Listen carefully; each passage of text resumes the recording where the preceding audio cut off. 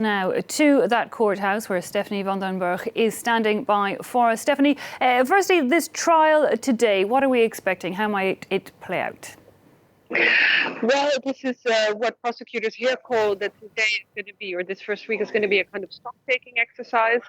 The prosecutor will have to lay out his case and give official charges.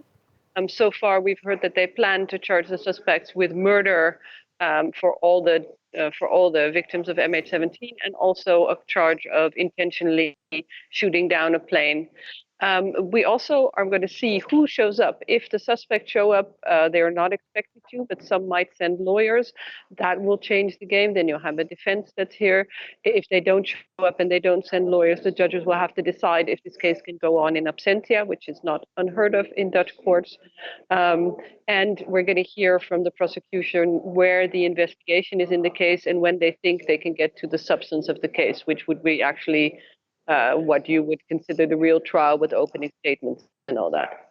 Okay, so really setting the scene today in the Netherlands. But you mentioned there, of course, this long investigation that brought us to where we are today, Stephanie. It took a number of years.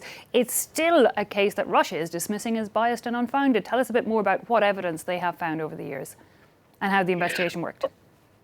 And the investigation was a lot of digital investigation based on open source media. We've seen a lot of Bellingcat, who the research open source investigation, who looked a lot at how this came. And we saw that the Joint Investigation Task Force that looked into the incident basically also used a lot of that information and verified it, saying that there is all these video footage and social media footage seeing this Book Taylor leave the base in Kursk, where it was, where the Russian anti-aircraft missile brigade, and kind of being brought over the border with Ukraine. So we've seen all that similar imaging and we've seen all the social media bits. Now they are saying that the prosecution, Dutch media have reported that they have 13 witnesses that they want to call, which is going to be interesting because for now, a lot of them based it on video, and then Russia can also say all the video is doctored. It's not true, but if you're going to put actual witnesses, that's going to make it interesting. That's going to back up some of that digital evidence.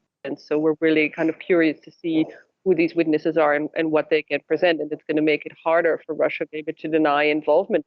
They have witnesses and possibly even insider witnesses. Okay, it'll be certainly interesting to see how today unfurls. We'll no doubt be checking in with you as the day progresses. But for now, thanks indeed, Stephanie van den Berg. They're coming to us live from Schiphol in the Netherlands, where that hearing is about